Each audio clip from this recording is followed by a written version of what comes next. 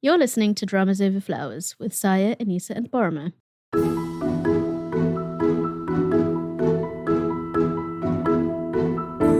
Friends, I welcome you back to part 2 of our discussion on Extraordinary Attorney Woo. Now, before we jump in case you missed it, Dramas Over Flowers just turned 5 years old. And in celebration, we wanted to talk about the Korean drama writers who have kept us hooked to this fandom. Drama writers have a lot of our admiration, but we rarely talk about the technicalities of how they create these stories. How do they arrive at their themes? How do they position dynamics between characters? Which tropes are more heavily used in certain genres? And how does that impact the audience's viewing experience? Writing a K-drama may often seem formulaic, but we want to focus on the fact that it's a science as well as an art. And to discuss that, we are holding a live stream on 18 September. Link to register for the free live stream is down below. But in case you want to attend but the timing isn't right for you, remember to sign up to our mailing list because our lovely newsletter audience is going to get a replay link of the live stream once it's done. But hey, if you want to talk to us about the writers you love and the themes you've noticed in their writing, then definitely attend the live stream. We look forward to seeing you there. And now, let's talk some more Woo to the Young to the Woo. Can I just go back to the Minu thing, like my last thought on this?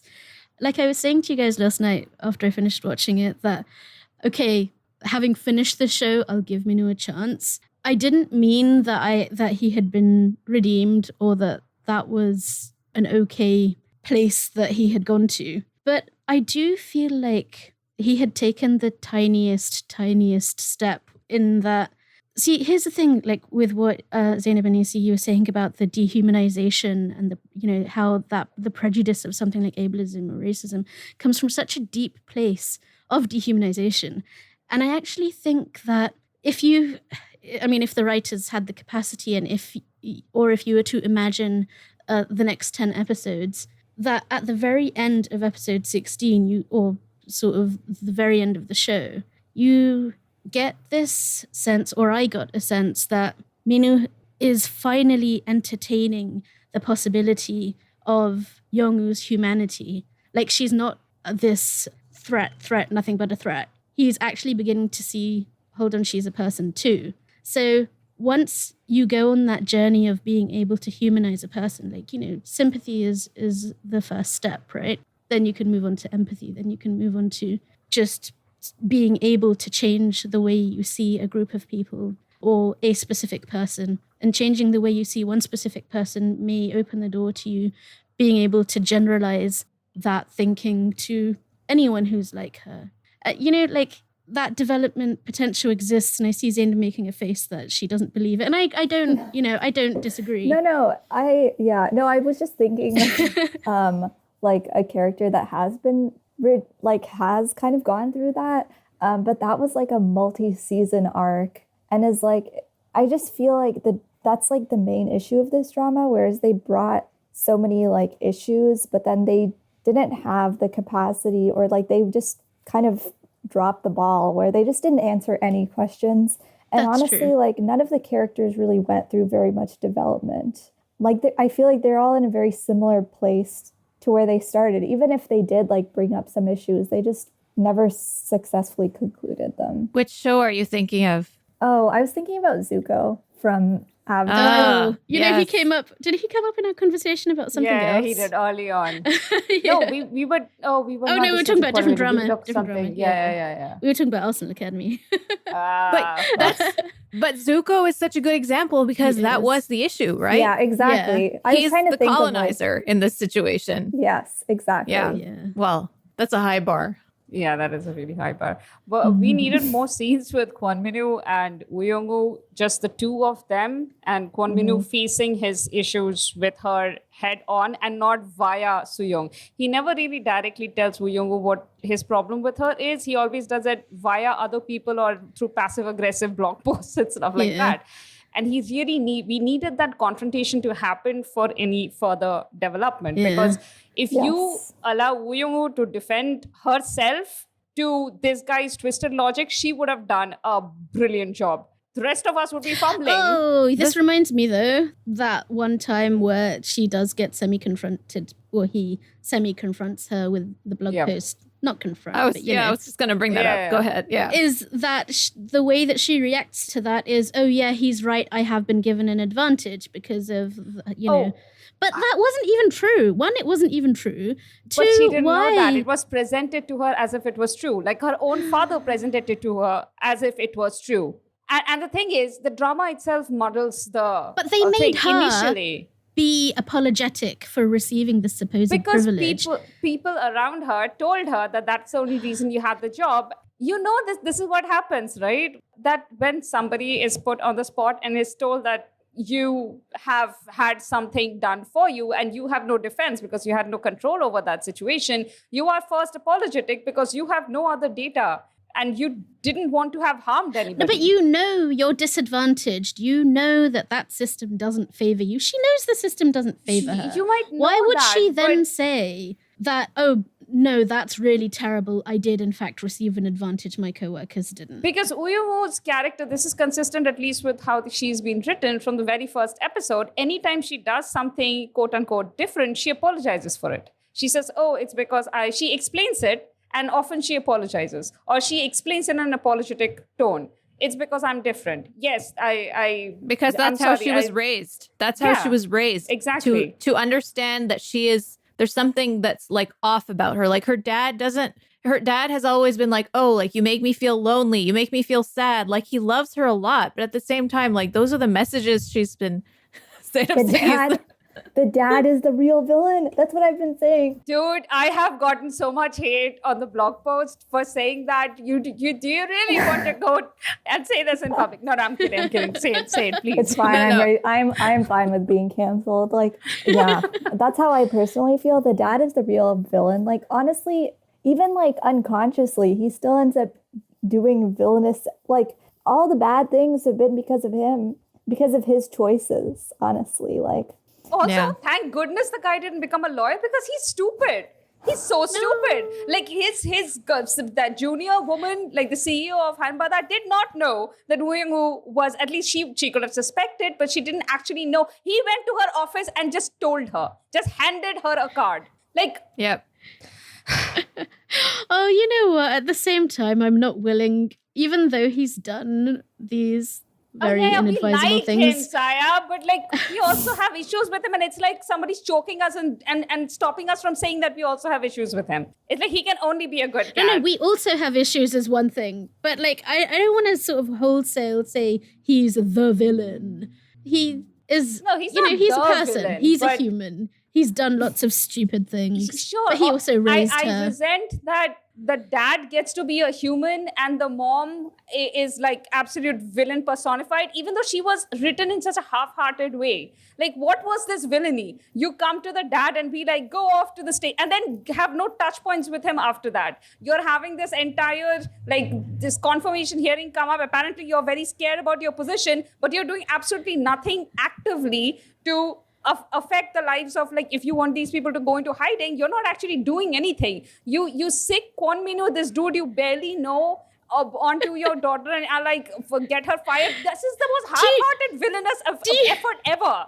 Do you think there's something of like sort of typecasting in that as well? Because like the moment Jin Kyung turned up, I was like getting Pinocchio vibes, you know, like her as Park Shin-hye's mom. I love her so much. Why? I mean, I hate her so much when she's those characters. So when she appeared, I was like, yes, got my hate pants on. And then it's because she has short hair. It's because she has short hair. No, it's just because she was acting like her character in Pinocchio.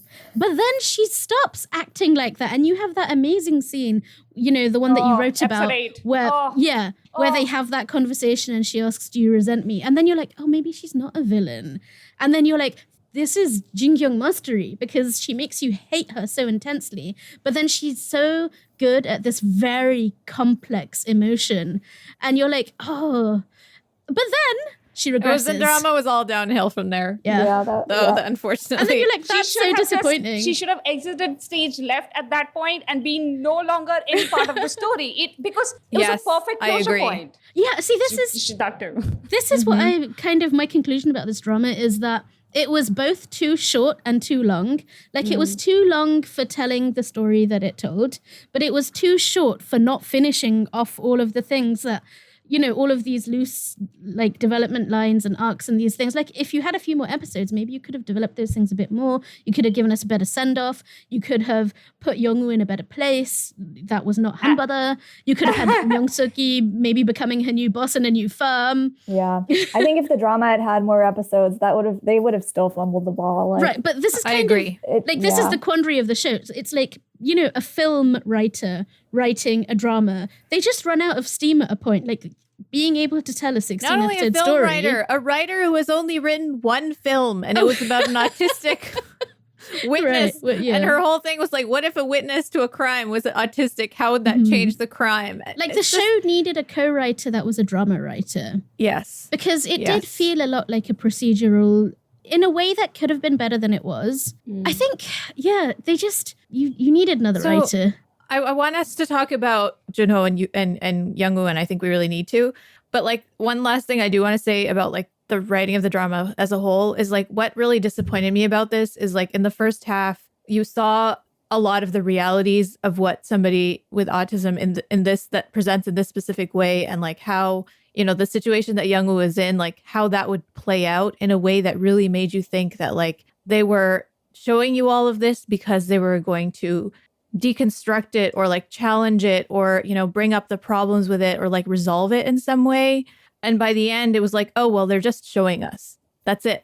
You know, like the same thing with the dad. Like, you know, they did show us a way that like parents of autistic children can raise their kids in a way that like harms them. But then like they don't deal with it. They're just like, oh, this is just the way it is. Like the same thing with like the prejudice that she faces. Like you think that they bring it up because they're going to deal with it in some way. And they're like, oh, yeah, this is just the world. Like it just, yeah. And so I think if it was longer, it wouldn't have been better because that's just their perspective. Like it's they're just the limits of their perspective. Longer with a writer who knew how to finish. Yeah, and you know, they're Yeah. talking about season 2, but they're like, oh, we're not going to do it unless we have the same writer, the same director, all the same cast members. I'm like, no, thank you. No, I don't to be want this fair- writer back. No, I don't have a problem with this writer, but I really need her to take on board a co-writer, like somebody Yeah, with drama exactly. experience and somebody with experience writing a different kind. Maybe, you know what?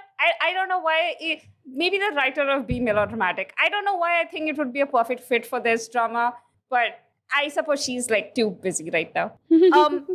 For season 2, it occurs to me that possibly that whole thing about Uyungu staying in Hanbada, that may change in season 2 because of the number of hints that have been dropped throughout about her thinking about it, like whether she wants to stay in Hanbada long term. She is a rookie when, like, for practically till the end of season 1. She just gets confirmed at the very end. And so now she is like a proper employee of Hanbada.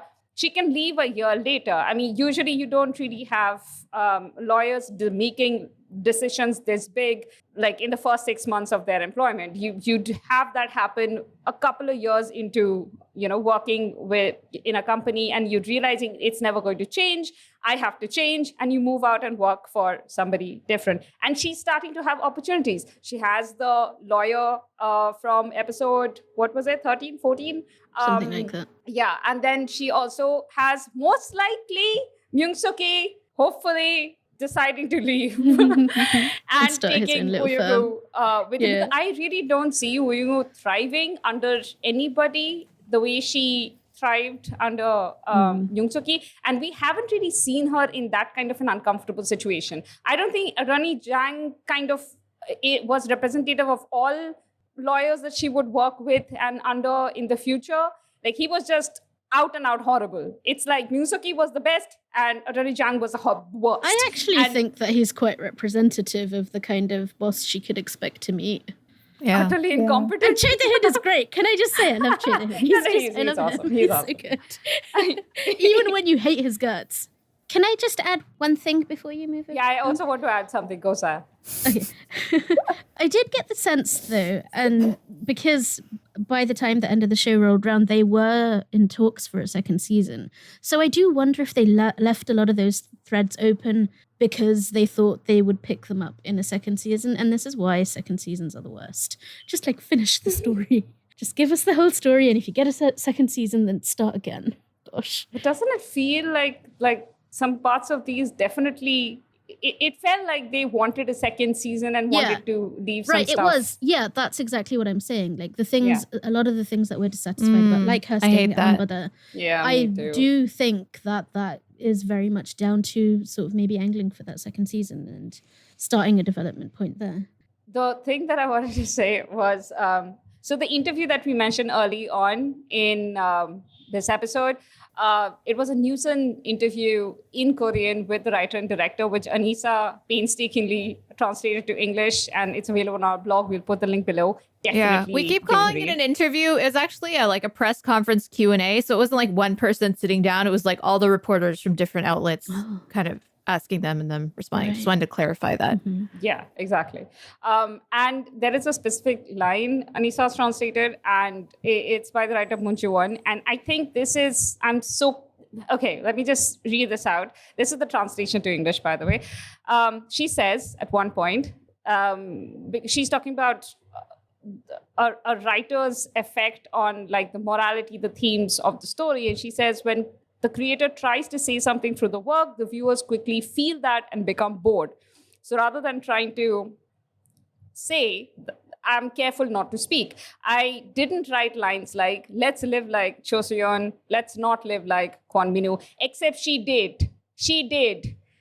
And the thing is, she didn't do it effectively. Or rather, she didn't say, she's right, she didn't say it, and she should have. And when she finally did say it, it was like a throwaway line where Cho Soo-yeon tells Kwon Min-woo, change, because I want you to. Yeah, that was my entire point. I really feel like this writer and this director, they created something kind of awesome, except their self-awareness somehow evaporated halfway through the writing process. Right. Okay, Yeah. I'm done. Now let's move on to the romance. Okay. I have like, Zainab, do you have something to say? I heard your No, little go laugh. ahead. Oh. Okay. You can hear me. Yes. Sorry. That's what the microphone is for. I think so. For me, I really loved their relationship up until they got together. I thought it was beautiful. It was perfect. It was lovely. It was everything I wanted. Once they got together, there was a lack of communication and a like weird. I just didn't like where it went, and I think they could have still resolved that issue at the end, you know, like even though they made Young-woo act really weird by not telling him why she was breaking up with him. Okay, but then she eventually did tell him. It was a weird choice not to just like go black at the end of that scene when she eventually told him, this is why I'm like, I don't think I can have a relationship with you. And then it just goes black. Like they didn't give him a chance to respond. We don't know what he said, if he said anything. And then at the end, this garbage line that he says about like, you're like a cat. And it's okay if I feel lonely because I still love doing all the things that you love to do. And then she's like, oh, but like, it's not unrequited love because the cats love their owners too. And I was just like, that is.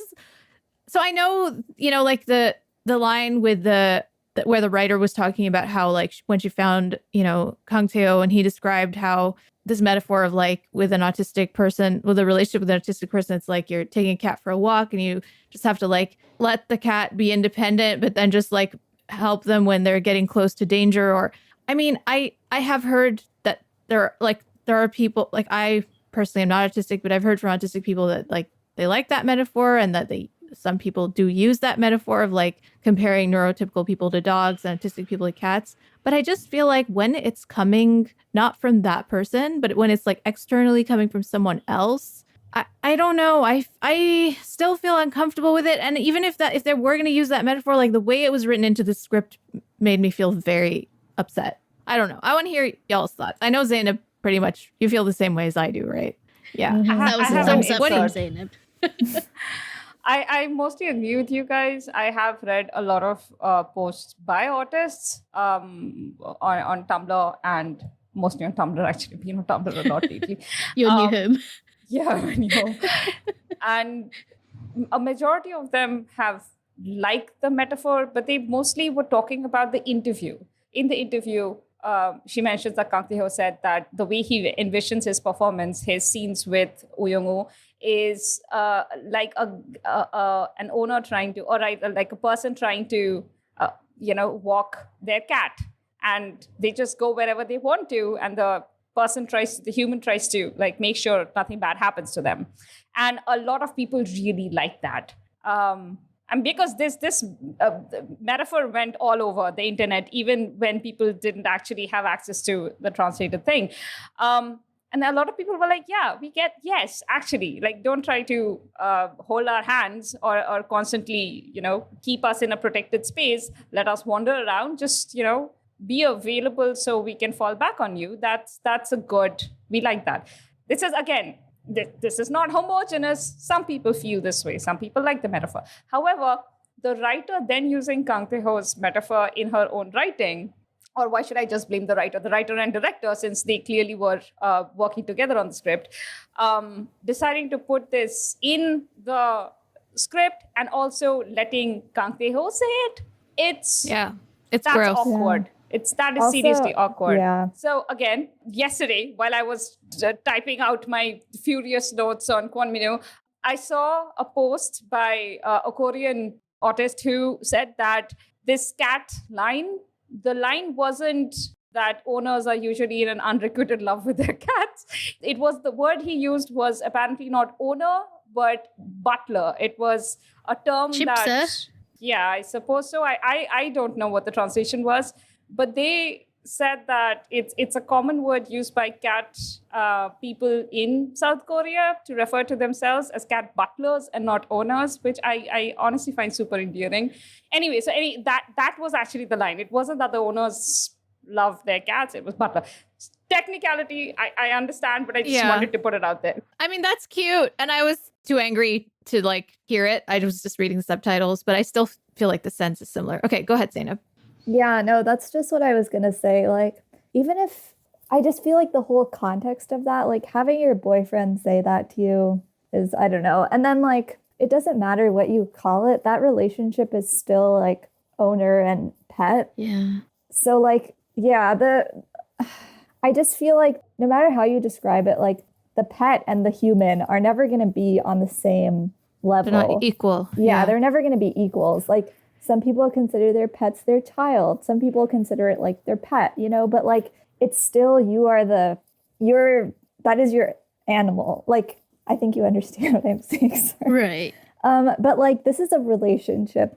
Like, Woo Young-woo is like is a human, like it's two humans having a relationship with each other.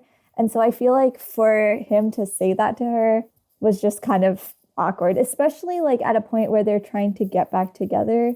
And also like that wasn't the issue. There's like so many issues that they just didn't address and just like tried to smooth it over with one like quirky metaphor. Yeah. And I think also the way that the metaphor was used in the interview where they were describing it as like a type of personality and a type of dynamic, whereas here he's saying he's kind of quantifying his love for her. Yeah. And that's different, right? As the resident cat owner here, I don't think he was trying to quantify his love. I still think it was a super awkward line, should not have been used that way, especially should not have come out of Kang Tae-ho. But with the whole, let's just quantify this. I am not somebody who generally feels offended by any kind of animal comparison. You can call me a cat or a dog or whatever. That's never an insult to me.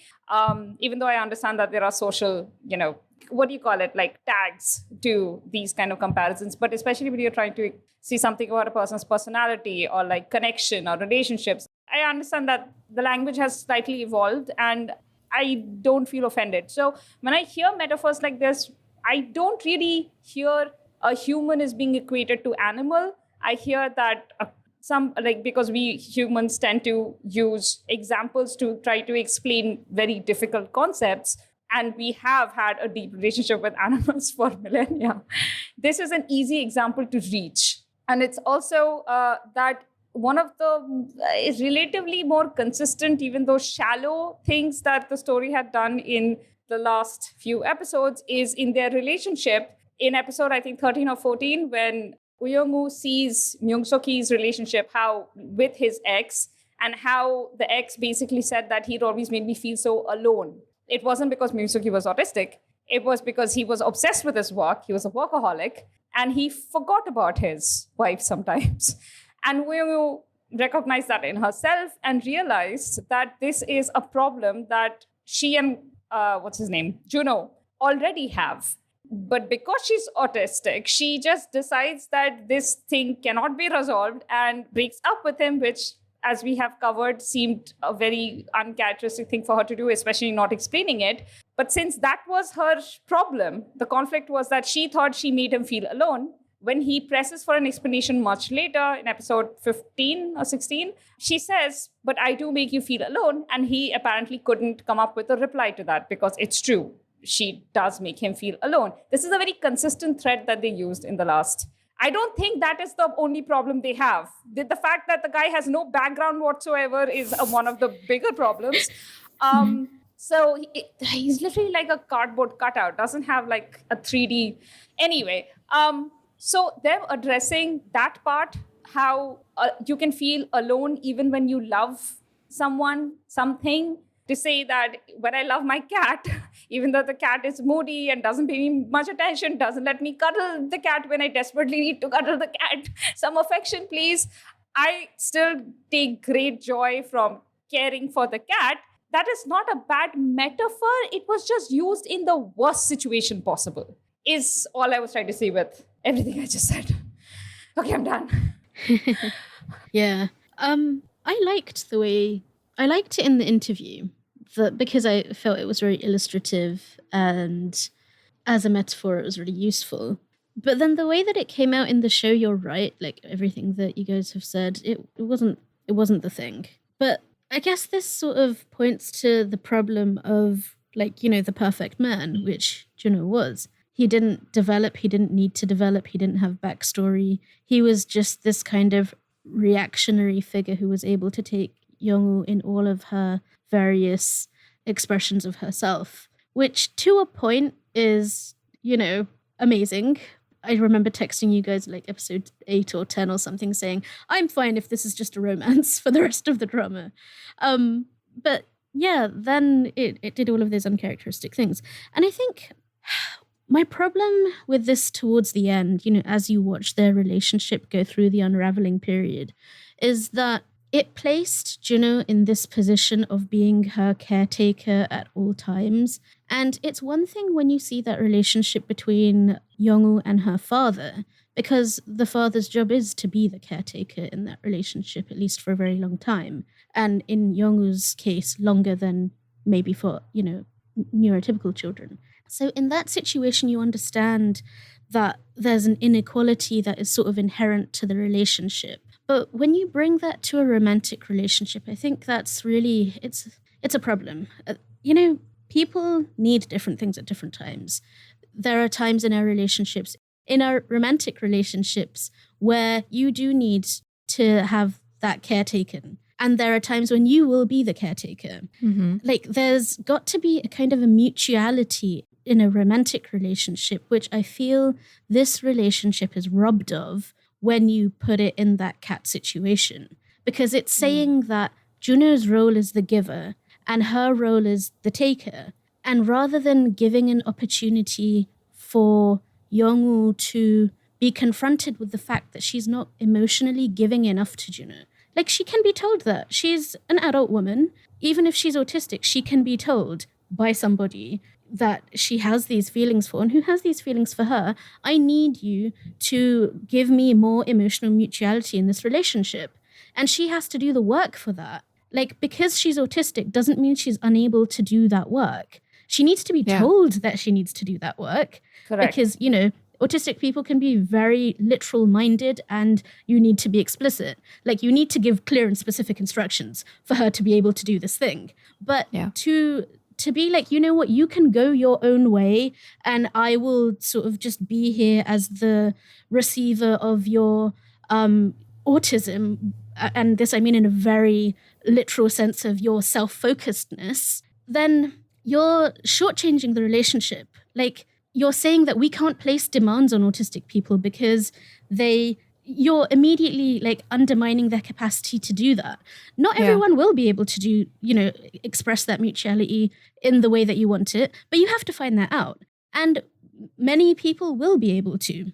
Oh, and there's another point that I wanted to bring up earlier is that, and the show doesn't address this, but like real life doesn't express this. But female autism actually expresses very differently to male autism in many cases. And there's a reason, this is the reason why female autism is so underdiagnosed.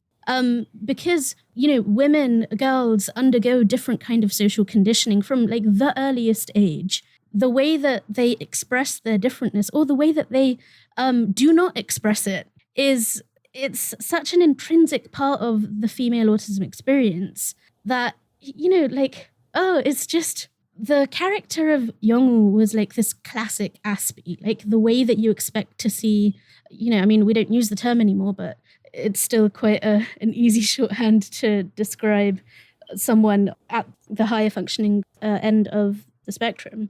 But what was I going to say? Oh, yeah. So female autism can, it goes under the radar so much. So, the type of autism that Young was expressing is actually probably the least, I don't want to say prevalent, but you know what I mean when I say that.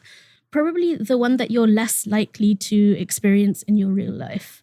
I've experienced that kind of autism in 2 men that I know in my life. But I've never met females, women, girls with that kind of autism. The kind of autism you're much, much, much more likely to see in women is just the one that comes out as this socially weird person who has all of these weird needs that annoy everybody and also has no sense of judgment in many situations.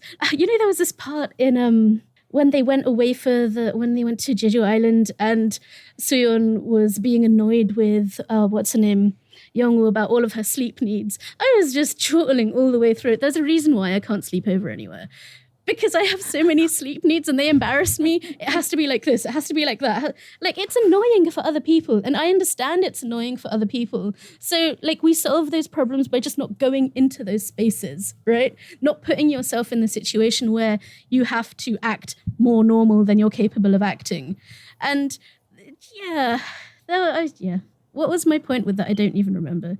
I think you made your point, dude. Yeah, you made your point very well about I think the other thing that I would add on to that is, I feel like this writer who does not understand how dramas should be written did do this episode 13 or 12 or whatever breakup without understanding the reason that those breakups happen, which we've talked about, right? The reason that you see that breakup in most romances around episode 12, 13 is because you want to be able to believe as a viewer that this couple, as annoying as we find it, the reason is so that you can believe that once the drama ends, they get back together, they overcome whatever issue they had, that they're going to last, that they can, survive military enlistment. That's why it's always 2 years. They can survive family drama. They can survive work, life struggles, whatever it is that they're dealing with, they can get through that and they can still overcome that. And so you can imagine their happy ending lasting for a very long time, whether they get married at the end or whatever type of situation they're in. You want to have that cemented. Yeah. But here, they just broke up because that's what happens in episode 13. And they got back together because that's what happens in episode 16. And the drama writer the writer and the director didn't understand why they should have broken up. And thus they never really resolved those issues. And they just came back and papered over everything. So it's very unsatisfying. Exactly. And what you don't want is to leave the drama, you finish the show and now you're thinking, well, Juno's going to be lonely in that relationship and he's accepted that. That's not what you want to know. That's not how you want to leave them. You want to leave them in a place where they are both capable of showing the equal amount of care to each other, of fulfilling each other's needs in the relationship in a mutual way, because that's what that kind of relationship is. He doesn't need to be her parent. She has a parent. His job is not to be that sort of caretaking figure. I'm sorry, I've overused that word. People have their own roles in a relationship, but they have an equal right to receive from the other person what they put in. And they have their responsibilities to put in, a certain amount as well. Like the mutuality is so important in a relationship like that. And they left it at a place where they're saying, well, it's okay if the relationship's not mutual because Youngwoo's special. Sure, she's special, but so is Juno. And again, this drama is doing that same thing of like bringing up a problem and then just be like, oh, like this is just the way it is. And like, so then it's just proving his sister's point that like, you're always going to be at a disadvantage in this relationship. The drama seems to be saying like, yeah, he is. And everyone's right. And being ableist is fine because that's just how it. And it's not just ableist. It's also exceptionalist. Like it's ableist in the way that it treats Youngwoo, but it also exceptionalizes Youngwoo in a way that it's like, well, because she's special, she gets to sort of not be held to account for the things that she is capable of, like, doing. She has the capacity to do many things. And this isn't the same thing, so don't misunderstand me when I'm talking about this. Do you remember a while back that there was that interview with a doctor who was studying, I think, psychopathy or sociopathy, something like that. And he was like, as I did my research, I realized that this was all describing me. And this man who was living a normal life, but obviously had something sort of below the surface that he didn't quite feel like everyone else, but he was fulfilling the thing, like he was doing what he needed to do. So this is like, in his case, it was the example of someone who was like a psychopath in the sort of the DSM definition of it, but he was also someone who's capable of fulfilling all of his duties and responsibilities towards other people. Like he had a wife, he had children, he did, everything he needed to do. And same with autists. They're able to do those things at varying levels and, in varying degrees, but people are able to put the work in. You don't sort of, I'm not happy with the exceptionalization of Youngwoo as someone who gets to be completely free of social obligations. And that's what it feels like the drama is saying about her, and it comes out of Minu's mouth of all people when they have that confrontation, when Suyeon has that confrontation with her about like, with that last case where Youngwoo gets kicked out and Suyeon's like, why didn't you let me say anything to lawyer Jang? And like, and he's like, because if Youngwoo, does something that people don't like, she's such a genius that like no one's going to say anything to her, but you and I are different. So what is that? That's literally what the drama is telling us. Yeah. And that kind of makes you think that the creators actually believe this about Youngwoo, that because she's a genius, she'll get a pass. And the creators and agree she deserves with it. Minu, and but like also the creators agree with Minu, which kind of makes me wonder if that is why they never addressed his prejudice, because they didn't quite understand his prejudice. Yeah. Because right. I'm not so that whole thing of out. like we thought they were pointing out a problem and they were just showing us the world as they saw it. Yeah. And the odd thing is that about their relationship, the negotiation that happens in every adult relationship happened in their relationship early on. Remember the phone call they had? She called him because she wanted to see him, and then she was about to hang up, and Juno was like, I'm not done talking. Right. So you need to check in with me to see if I'm done talking. And she's like, oh, are you done talking? He's like, no, I want to talk some more. So talk to me. I love that. It was very unusual. I wasn't used to dialogue like that, but it also felt like something two adults in a relationship who are comfortable being that direct would say to each other.